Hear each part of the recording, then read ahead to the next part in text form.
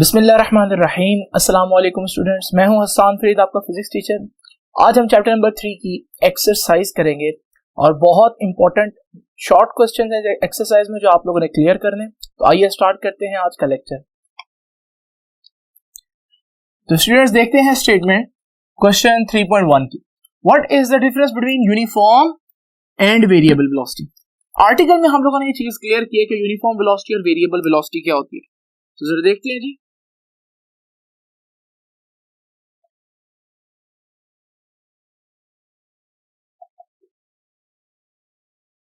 Uniform velocity क्या होती है? इफ अ बॉडी कवर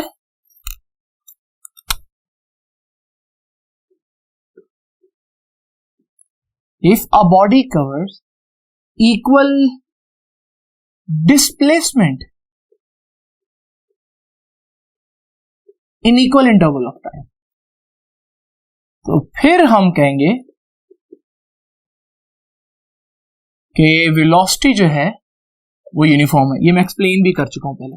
इसी तरह वेरिएबल वेलोसिटी फिर क्या होगी, उसकी डेफिनेशन इसके बिल्कुल ऑपोजिट होगी। जैसे इसमें तो हमने बोला है इक्वल डिस्प्लेसमेंट, तो उसमें हम बोलेंगे कि if a body covers unequal displacement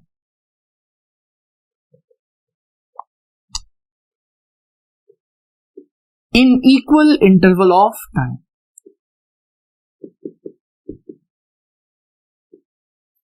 तो ये है हमारे पास यूनिफॉर्म वेलोसिटी और वेरिएबल वेलोसिटी की डेफिनेशन। नेक्स्ट वो पूछता है define acceleration.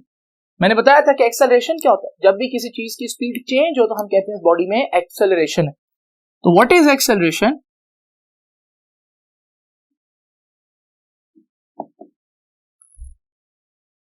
Acceleration is defined as rate of change in velocity. किसी बॉडी की वेलोसिटी जिस रेट पर चेंज हो रही हो उसे हम बोलते हैं एक्सेलरेशन। और एक्सेलरेशन का फॉर्मूला आपको आना चाहिए कि एक्सेलरेशन होता है चेंज इन वेलोसिटी कितनी हुई है डिवाइडेड बाय टाइम कितना है। तो ये हमारे पास एक्सेलरेशन का फॉर्मूला है। आखिरी बात वो पूछता है एसआई यूनिट ऑफ वेलोसिटी और एक्सेलरेशन। तो जरा देखते हैं जी वेलोसिटी का यूनिट।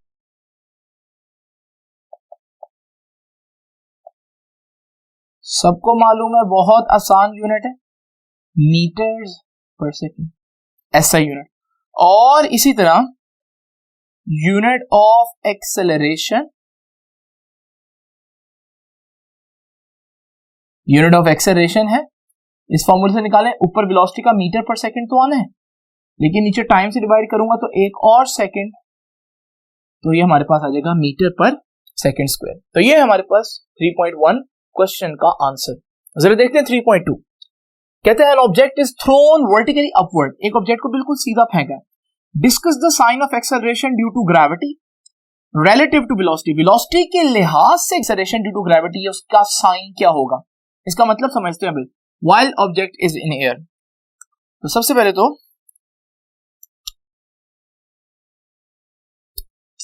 साइन तो या तो नेगेटिव होता है या पॉजिटिव होता है। तो हमें सबसे पहले देखना पड़ेगा कि आंसर में पॉजिटिव या नेगेटिव लिखना है, लेकिन मैं पहले एक्सप्लेन करूंगा, फिर मैं दिखाऊंगा कि आंसर में आपने एग्जैक्ट लिखना क्या है। तो जरा इसकी एक्सप्लेनेशन देखें।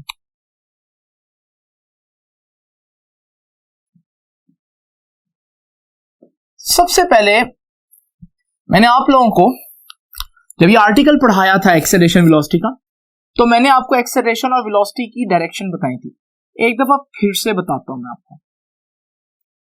जब भी कोई पूछे वेलोसिटी किस डायरेक्शन में होती है, तो सीधा सा आंसर है in the direction of motion, यानी कि जिस डायरेक्शन में ऑब्जेक्ट जा रहा है उसी डायरेक्शन में वेलोसिटी है। मार्कर ऊपर जा रहा है, मार्कर की वेलोसिटी अपवर्ड है। मार्कर डाउनवर्ड जा रहा है, वेलोसिटी डाउनवर्ड है। इधर को जा रहा है, वेलोसिटी इधर को है। इधर को जा रहा है तो वेलोसिटी इधर को है। जिस भी डायरेक्शन में कोई ऑब्जेक्ट जा रहा हो, वेलोसिटी उसी डायरेक्शन में होती है। अब बात रह गई एक्सेलरेशन की। तो एक्सेलरेशन किस डायरेक्शन में होता है ये भी हमें पता होना चाहिए। और न्यूटन के second law F is equal to ma से हमें पता चलता है कि acceleration is always in the direction of force. Force यहां पर खास तौर पर मैं क्योंकि चीज को ऊपर फेंक रहा हूं तो उस पर जो फोर्स होगी वो डेफिनेटली ग्रेविटी होगी। तो ये याद रखिएगा कि वेलोसिटी मोशन की डायरेक्शन में है और एक्सेलरेशन फोर्स की डायरेक्शन में। अब जरा क्वेश्चन की तरफ आते हैं। An object is thrown vertically upward, object को हमने ऊपर फेंका। तो इस सिनेरियो को जरा चेक करें। ये ऑब्जेक्ट है, लाइक फॉर एग्जांपल कोई बॉल है और इसको हमने अपवर्ड थ्रो किया। अब जरा तवज्जो करनी है आपने, जब ये ऊपर जा रहा होगा, जब ये ऊपर जा रहा होगा, हवा में होगा लेकिन ऊपर जा रहा होगा, बॉल ऊपर जा रही है यानी मोशन ऊपर को है, तो वेलोसिटी भी अपवर्ड होगी। इस सूरत में वेलोसिटी अपवर्ड हुई। एक्सेलरेशन किस डायरेक्शन में होता है? फोर्स ऑफ ग्रेविटी, और ग्रेविटी तो ऑब्जेक्ट को नीचे खींचेगी। तो इसका मतलब वेलोसिटी ऊपर को है, एक्सेलरेशन डाउनवर्ड है। और ये दोनों वेक्टर्स वेलोसिटी और एक्सेलरेशन के एक दूसरे के बिल्कुल ऑपोजिट डायरेक्शन में। अगर मैं वेलोसिटी को पॉजिटिव कंसीडर करूं तो क्योंकि एक्सेलरेशन जो कि ग्रेविटी की वजह से, तो मैं इसको जी कह देता हूं, क्योंकि उसकी डायरेक्शन डाउनवर्ड है और जब भी वेक्टर ऑपोजिट हो, अगर मैं इसको पॉजिटिव कंसीडर करूंगा तो मुझे इसको नेगेटिव कंसीडर करना पड़ेगा क्योंकि वेक्टर्स के लिए डायरेक्शन इंपॉर्टेंट होती है। तो इसका मतलब आंसर का पहला पार्ट ये हुआ कि if object is moving upward, अगर ऑब्जेक्ट कहां जा रहा है? ऊपर को जा रहा है। तो फिर याद रखिएगा, अगर वेलोसिटी को पॉजिटिव कंसीडर करें तो एक्सेलरेशन को यानी कि ग्रेविटेशनल एक्सेलरेशन को नेगेटिव कंसीडर करना पड़ेगा। यानी कि जब हम ऊपर जाते हैं तो जी की वैल्यू 9.8 की जगह -9.8 पुट करते हैं। और आप लोग ऐसा करते भी रहे 10th में और आप फर्स्ट ईयर में भी ऐसा करेंगे। तो मैं इसको पूरा लिख देता हूं कि if the object is moving upward तो फिर sign of acceleration due to gravity को मैं लिख देता हूं sign of g, acceleration due to gravity is taken negative. तो ये आ गया जी हमारे पास पहली बात का जवाब। लेकिन उसने बोला कि ऑब्जेक्ट एयर में है, एयर में तो वो तब भी होगा जब वो नीचे को गिर रहा होगा। तो फिर हम उसकी जो है ना सिस्टम को भी डिस्कस करते हैं। तो ये देखिए जी हमारे पास सेम ऑब्जेक्ट, जब यही ऑब्जेक्ट नीचे को गिर रहा होगा तो उस वक्त हम कहेंगे कि वेलोसिटी कहां है। अब वेलोसिटी तो मोशन की डायरेक्शन में होती है और बॉल नीचे गिर रही है तो डेफिनेटली वेलोसिटी तो नीचे ही होगी। और एक्सेलरेशन तो फोर्स ऑफ ग्रेविटी है, तो बेटा फोर्स ऑफ ग्रेविटी तो वैसे ही डाउनवर्ड होती है, हमें मालूम है। इसका मतलब इस सूरत में एक्सेलरेशन और वेलोसिटी दोनों के वेक्टर्स डाउनवर्ड हुए। अगर मैं वेलोसिटी के वेक्टर को पॉजिटिव कंसीडर करूंगा तो मुझे एक्सेलरेशन के वेक्टर को भी पॉजिटिव कंसीडर करना पड़ेगा क्योंकि सेम डायरेक्शन है।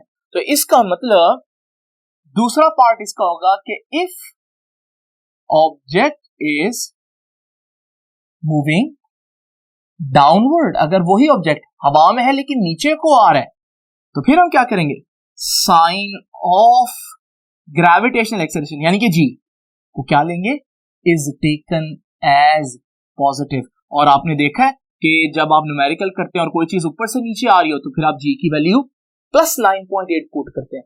तो ये है हमारे पास 3.2 का आंसर। अब जरा देखते हैं 3.3 का answer. Can the velocity of an object reverse its direction when acceleration is constant? If so give an example. सबसे पहले आप क्वेश्चन देखें क्या पूछ रहा है, कैन। अब कैन कह रहा है तो इसका मतलब या तो इसका आंसर यस में होगा या नो में होगा, वो आप आंसर यहां लिखेंगे और फिर उसकी जस्टिफिकेशन के लिए रीजन या एक्सप्लेनेशन या एग्जांपल देंगे। अब मैं लेकिन समझाने के लिए पहले एक्सप्लेनेशन दूंगा और फिर मैं उसको आंसर को लिखूंगा कि यस में है या नो में है। सबसे पहले देखें, acceleration is constant, acceleration constant रहे। जब एक्सेलरेशन कांस्टेंट की बात आती है तो ग्रेविटेशनल एक्सेलरेशन भी तो कांस्टेंट ही है। वैसे 9.8 मीटर पर सेकंड स्क्वायर होता है लेकिन मैं यहाँ 10 लिख देता हूँ थोड़ा सा आसान करने के लिए काम को। अब जब मैं किसी ऑब्जेक्ट को ऊपर फेंकूं तो ये भी तो हमारे पास एक कांस्टेंट डी एक्सेलरेशन या कांस्टेंट रिटार्डेशन ही है। अब जब ये ऑब्जेक्ट मेरे पास होगा, जरा तवज्जो, मैंने इसको फेंका इनिशियल स्पीड 40 से, क्योंकि इसमें एक्सेलरेशन कितना होगा, ऊपर जाते हुए 10 की स्पीड कम होगी तो -10 एक्सेलरेशन होगा, तो 1 सेकंड के बाद इसकी स्पीड क्या हो जाएगी, लाइक 30, फिर 1 सेकंड के बाद इसकी स्पीड लाइक 20 हो जाएगी, और फिर इसकी स्पीड 10 हो जाएगी, और फिर एक वक्त आएगा ये मैक्सिमम हाइट पर पहुंचेगा और उस वक्त इसकी स्पीड क्या होगी, 0। ये हर पॉइंट पर मैंने इसकी वेलोसिटी रख दी, और जब तक ये ऊपर जा रहा है इसकी वेलोसिटी कहां होगी, हमें पढ़ा कि वेलोसिटी मोशन की डायरेक्शन में, तो बॉल की मोशन तो अपवर्ड है तो वेलोसिटी भी अपवर्ड होगी। जब ये वापस गिरेगा तो फिर क्योंकि ये अब नीचे आ रहा है, फिर स्पीड बढ़ेगी 0 से 10, फिर 20, फिर 30, फिर 40 मीटर पर सेकेंड, स्पीड बढ़ती जाएगी, वेलोसिटी अब डाउनवर्ड है, तो वेलोसिटी ने डायरेक्शन क्या कर ली, रिवर्स कर ली। पहले वेलोसिटी अपवर्ड थी और अब वेलोसिटी डाउनवर्ड है।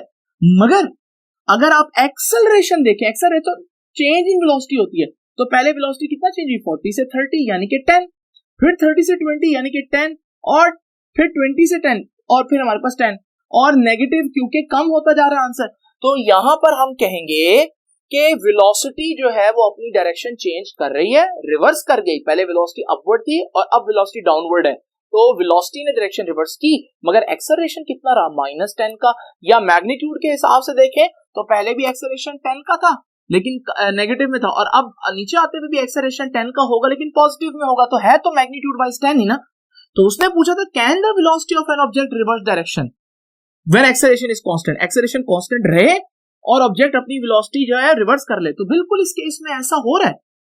तो आप कहेंगे कि सबसे पहले आपने इसका आंसर देना है कि यस और नो में, तो इसका आंसर क्या बना जी, कि yes.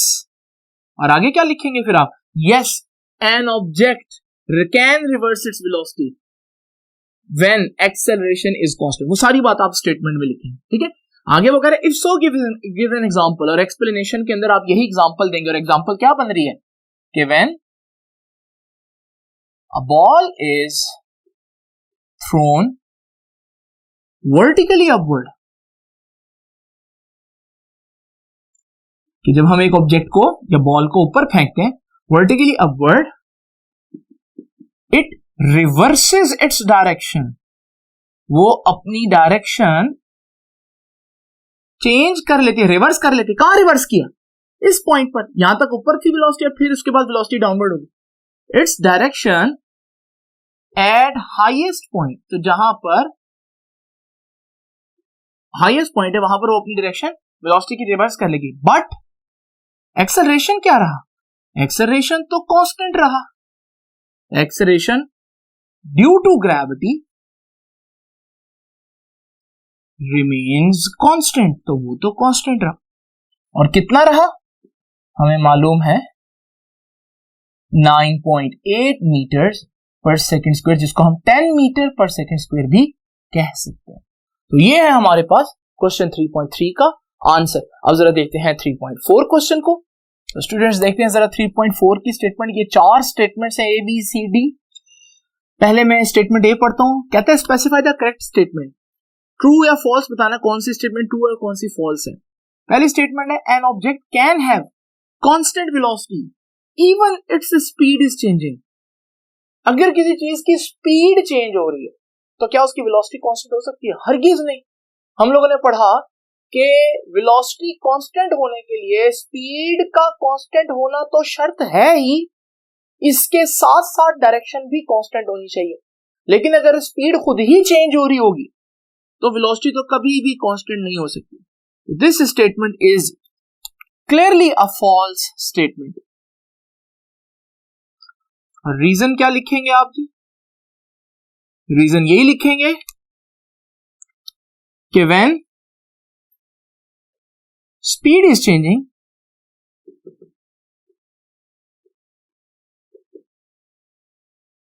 Velocity has to change, तो वेलोसिटी को चेंज होना ही पड़ेगा। डी ऑप्शन देखते हैं। An object can have constant speed even its velocity changing, इसका उल्टा है। वहां बोला था constant velocity even its speed is changing, यहां कह रहा है constant speed even its velocity is changing. अब यहां फर्क है। ये बात मुमकिन हो सकती है। This is true, this statement is true, but how? मैं आपको एग्जांपल से समझाता हूं। जस्ट इमेजिन करें कि अगर मेरे पास एक ऑब्जेक्ट सर्कल में मूव कर रहा है, जब सर्कल में मूव कर रहा होगा तो किसी भी पॉइंट पर इसकी वेलोसिटी टेंजेंट में होती है, तो ये है वेलोसिटी। अगर ये कोई कार है, भले इसकी स्पीड 20 मीटर पर सेकेंड रहे, हर लम्हा स्पीड कांस्टेंट हुई, कांस्टेंट स्पीड है, लेकिन क्या हर लम्हा वेलोसिटी कांस्टेंट होगी? नहीं, क्योंकि वेलोसिटी एक वेक्टर क्वांटिटी है और उसके लिए डायरेक्शन भी सेम रहना जरूरी है, लेकिन इसकी डायरेक्शन तो टेंजेंट में है और हर पॉइंट पर टेंजेंट तो चेंज होता रहेगा। इसका मतलब अगर ये गाड़ी है, इसकी स्पीड कांस्टेंट हो, फिर भी इसकी वेलोसिटी कांस्टेंट नहीं होगी। तो यही वो कह रहा है, इसका मतलब ये तो ट्रू है। तो फिर आप कहेंगे N object can have constant speed even its velocity is changing, और इसकी एग्जांपल क्या देंगे? When a body is moving in a circular path, जब एक ऑब्जेक्ट जो है वो सर्कल में मूव कर रहा हो तो उसकी वेलोसिटी चेंज हो रही है, लेकिन इसकी स्पीड कांस्टेंट हो सकती है। जरा स्टार्ट करते हैं जी ऑप्शन सी को। N object can have zero velocity, क्या वेलोसिटी जीरो हो सकती है? Even its acceleration is not zero, जबकि उसका एक्सेलरेशन जीरो नहीं है। जरा एक एग्जांपल से चेक करते हैं। ये देखें, मेरे पास एक कार है और ये कार सडनली ब्रेक लगाती है। सपोज करें ये पहले चल रही थी 10 मीटर पर सेकंड की स्पीड से, इसने ब्रेक लगाई, स्पीड 8 हो गई, फिर ब्रेक लगाई, स्पीड कम होती जा रही है मुसलसल, और एक वक्त आएगा जब ये रुक जाएगा। यहां ये रेस्ट पर आ गया। ये मैं वेलोसिटीज बता रहा हूं, ये सारी की सारी। अब एक्सेलरेशन क्या होता है? एक्सेलरेशन होता है वेलोसिटी में चेंज। जरा देखते हैं, पहले वेलोसिटी गई 10 से 8, कितना चेंज आया? -2, फिर 8 से 6 -2 का, 6 से 4 -2 का, 4 से 2 -2, -2 से 0 -2 का। ये एक्सेलरेशन है। इस लम्हे को देखें, जब वो रेस्ट पर आया, वेलोसिटी एक लम्हे को 0 हो गई, मगर अभी भी बॉडी में एक्सेलरेशन मौजूद है। इसका मतलब ये मुमकिन है कि एक बॉडी 0 वेलोसिटी रखे, even its acceleration is not 0। तो जरा देखते हैं, this statement is true. Now I will give the same example कि when a car apply sudden brakes and comes to a rest, अब वो रुक जाए, then its velocity is 0 but acceleration is not। तो ये है हमारे पास सी ऑप्शन। जरा देखते हैं डी ऑप्शन को। An object subjected to a constant acceleration can reverse its velocity। क्या एक ऑब्जेक्ट जो कांस्टेंट एक्सेलरेशन में हो, क्या वो अपनी ऑब्जेक्ट की वेलोसिटी रिवर्स कर सकता है?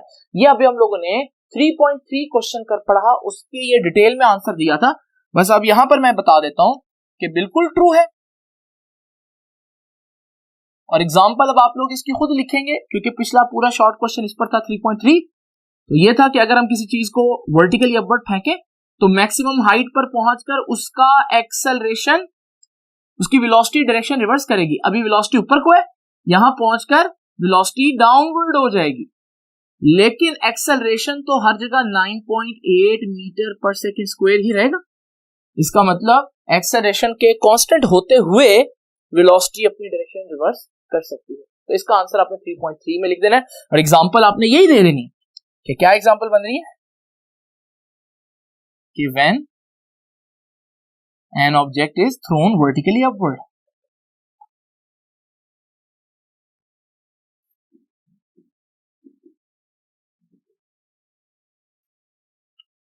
और आगे आपने बताना है एट इट्स हायर पॉइंट। ठीक है जी।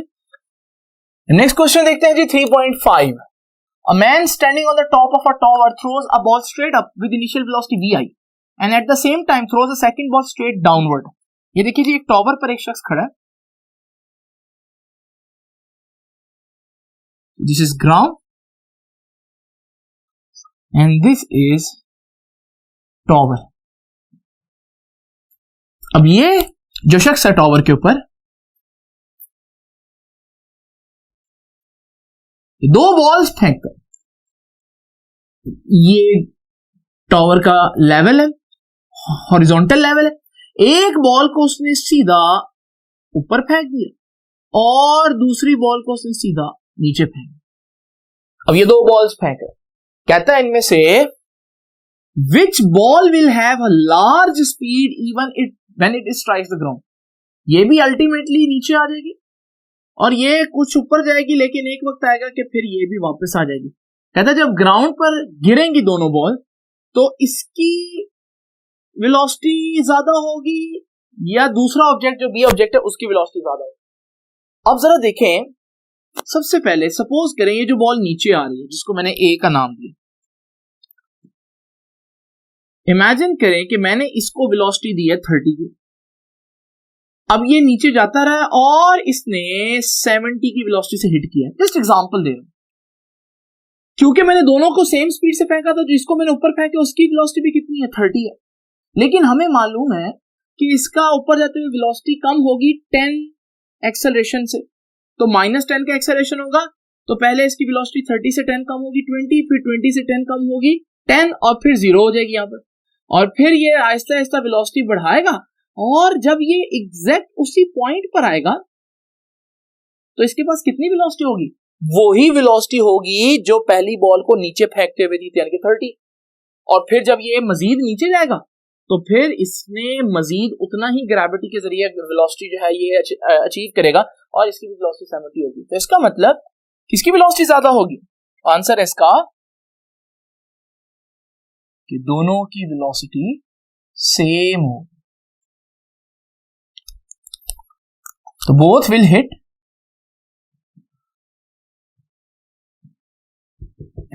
the ground with same velocity। दोनों एक ही वेलोसिटी से ग्राउंड को हिट करेंगे और आपने रीजन देनी है इसकी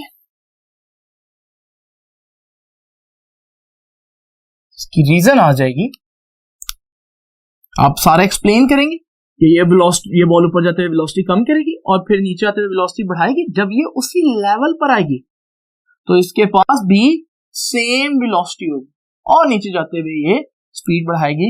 लेकिन ये बात आपने रीजन में मेंशन करनी है कि भले दोनों बॉल्स की वेलोसिटी सेम हो, बट एक बॉल पहले हिट कर जाएगी, ठीक है, तो टाइम सेम नहीं होगा, वेलोसिटी सेम होगी but time to hit the ground will be different. उनका ग्राउंड को हिट करने का टाइम डिफरेंट होगा, but they will hit the ground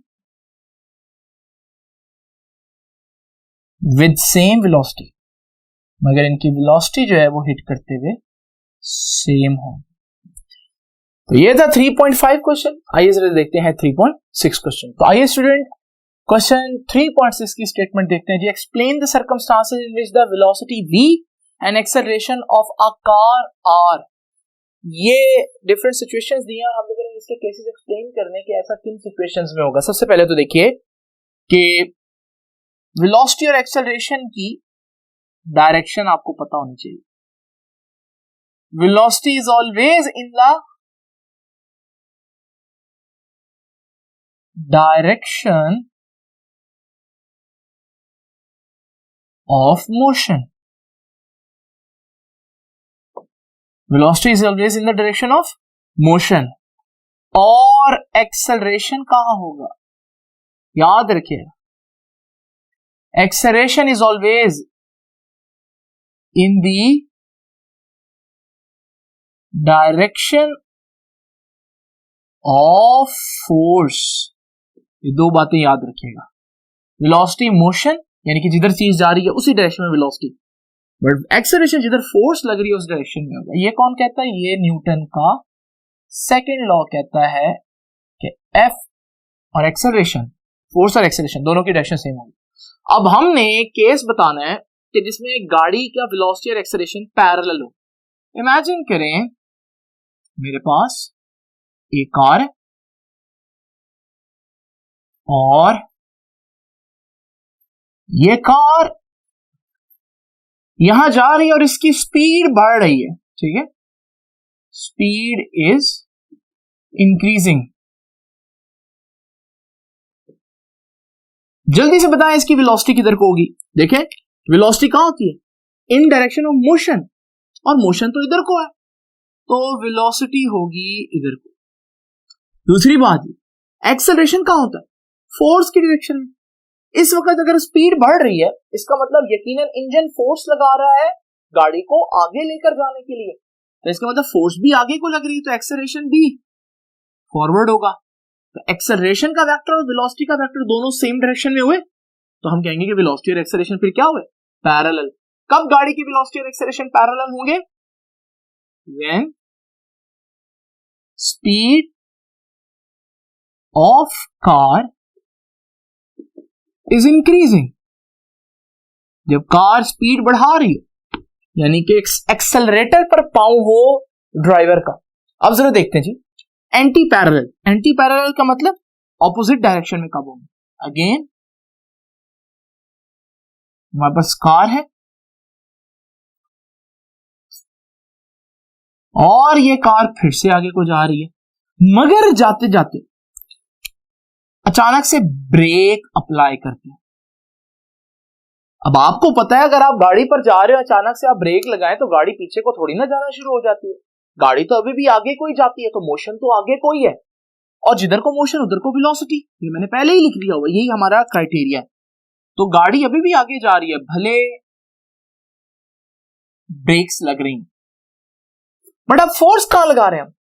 break apply कर रहे हैं, आप गाड़ी को रोकने की कोशिश कर रहे हैं, आप मोशन के ऑपोजिट फोर्स लगा रहे हैं। इसका मतलब फोर्स इधर को है और जिधर फोर्स उधर एक्सेलरेशन। हम कहेंगे कि इस केस में एक्सेलरेशन और वेलोसिटी एक दूसरे के एंटी पैरेलल यानी कि बिल्कुल ऑपोजिट है। तो फिर एंटी पैरेलल का केस क्या हुआ? व्हेन ब्रेक्स आर अप्लाइड, जब हम कार में ब्रेक लगाएंगे तो ऐसा होगा। जरा आगे देखते हैं, परपेंडिकुलर कब हो? ये देखिए, इमेजिन करें कि हमारे पास एक कार किसी सर्कल में मूव कर रही है। अगर ये कार सर्कल में मूव कर रही है, हमें मालूम है कि किसी भी पॉइंट पर इसकी मोशन या वेलोसिटी की डायरेक्शन टेंजेंट में होगी, और हमें यह भी मालूम है कि एक्सेलरेशन फोर्स की डायरेक्शन में होता है। जब कोई चीज सर्कल में मूव करे तो उस पर जो फोर्स लगती है उसे सेंट्रीपिटल फोर्स कहते हैं, और वो फोर्स सेंटर की तरफ लगती है। तो ये हमारे पास फोर्स हो जाएगी, और फोर्स होगी तो मतलब एक्सेलरेशन भी इसी डायरेक्शन में होगा, और एक्सेलरेशन रेडियस की डायरेक्शन में, वेलोसिटी टेंजेंट की डायरेक्शन में। और याद रखिएगा वेलोसिटी और एक्सेलरेशन यहां पर 90 डिग्री बनाएंगे, तो फिर हम कहेंगे कि ये परपेंडिकुलर हो गए। तो फिर हमारे पास when car is moving in a circular path, जैसे गोल चक्कर होता है, राउंड अबाउट जिसे कहते हैं। उसके बाद हम देखते हैं जी v is 0 but a is not 0। Imagine करें फिर से वही कार,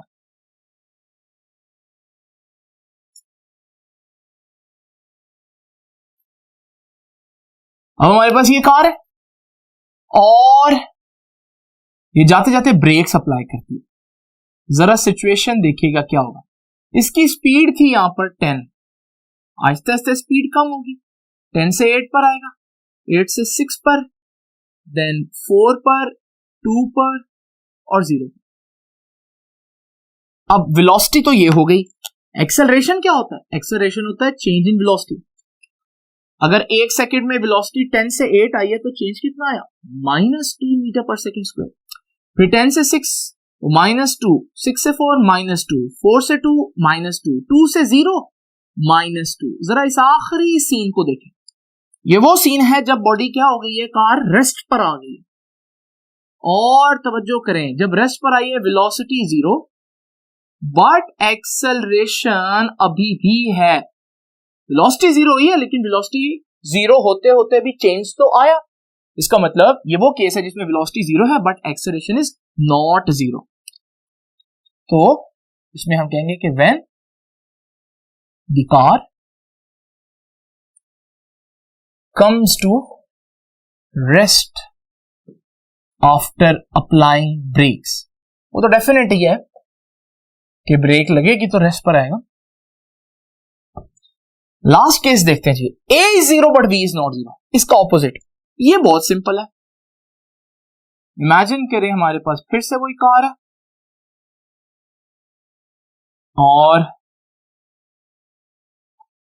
अब ये कार जा रही और इसकी वेलोसिटी जरा देखें जी, 10 मीटर पर सेकंड है, फिर 10 मीटर पर सेकंड है, यानी कि ये कैसी वेलोसिटी से मूव कर रही है, कांस्टेंट वेलोसिटी से। जब कोई चीज कांस्टेंट वेलोसिटी से मूव करती है, एक्सेलरेशन क्या होता है, एक्सेलरेशन तो होता है चेंज इन वेलोसिटी। और 10 से 10 कोई चेंज नहीं आया तो एक्सेलरेशन 0, फिर 10 से 10 0। तो हमारे पास ये एक ऐसा केस है जिसमें वेलोसिटी तो है, वेलोसिटी 0 नहीं है, वेलोसिटी तो 10 है बट एक्सेलरेशन इसमें क्या हो रहा है, 0। यानी कि हम कहेंगे when a car moves with constant speed, अगर किसी कार की स्पीड क्या हो, कांस्टेंट हो, सेम रहे, फिर हम कहेंगे कि उसकी एक्सेलरेशन 0 है बट उसकी वेलोसिटी 0 नहीं है। आइए देखते हैं 3.7 क्वेश्चन। 3.7 कहता है motion with constant velocity is a special case of motion with constant acceleration, is this statement true. पहले तो मैं इस सिनेरियो को आपके सामने बनाता हूं, फिर से कार ड्रॉ करता हूं और उसी पर इसको अप्लाई करता हूं। तो ये देखिए जी, हमारे पास ये कार इधर को जा रही है, जरा इसकी वेलोसिटी देखें जो मैं बता रहा हूं। इसकी वेलोसिटी थी 8 मीटर्स पर सेकेंड और 8 मीटर्स पर सेकेंड ही रहेगी, यानी कि कांस्टेंट वेलोसिटी से मूव कर रही है। एक्सेलरेशन क्या होता है, एक्सेलरेशन होता है वेलोसिटी में चेंज। जरा देखते हैं वेलोसिटी में चेंज कितना है, 8 था, 1 सेकेंड के बाद 8 ही था, तो वेलोसिटी में तो कोई चेंज नहीं आया। तो वेलोसिटी कितना चेंज हुई, 0 मीटर पर सेकेंड स्क्वायर। फिर कितना चेंज आया, फिर भी कोई चेंज नहीं आया, तो 0 मीटर पर सेकेंड स्क्वायर, और फिर भी 0 मीटर पर सेकेंड स्क्वायर ही है। यहां से मैं कहूंगा कि मोशन विद कांस्टेंट वेलोसिटी में एक्सेलरेशन 0 होता है, लेकिन अगर मुझसे कोई पूछे 0 है और 0 ही रह रहा है, it is 0 and it remains 0, तो मैं ये भी तो कह सकता हूं एक्सेलरेशन 0 है, लेकिन मैं ये भी कह सकता हूं एक्सेलरेशन कॉन्स्टेंटली 0 है, मुसलसल 0 है, तो मैं ये भी कहूंगा कि एक्सेलरेशन कांस्टेंट है। इस केस में अगर आप कोई कहे कि एक्सेलरेशन 0 है, आमतौर पर बच्चे यही कहते हैं, लेकिन अगर कोई ये कहते हैं एक्सेलरेशन कांस्टेंट है, तो ये भी गलत नहीं होगा क्योंकि वो 0 है और 0 ही रह रहा है, ये भी तो एक कांस्टेंट केस ही है ना। तो अब हमारे पास इसका आंसर में आप लिखेंगे, वो पूछ रहा है is this statement true, obviously this statement is true. और इसको जस्टिफाई कैसे करेंगे आप कि एक्सेलरेशन, सारा आपने लिखना ऊपर वाला कि velocity is constant, acceleration is 0 and it remains 0. So we can say that acceleration is constant, है कितना, 0 मीटर पर सेकेंड स्क्वायर। तो ये थे हमारे पास पहले 7 शॉर्ट क्वेश्चन इस एक्सरसाइज के। अब हम नेक्स्ट लेक्चर में नेक्स्ट 8 शॉर्ट क्वेश्चन जो कि बहुत इंपॉर्टेंट है उनको डील करेंगे। तो आपसे मुलाकात होगी नेक्स्ट वीडियो में, तब तक के लिए अल्लाह हाफिज।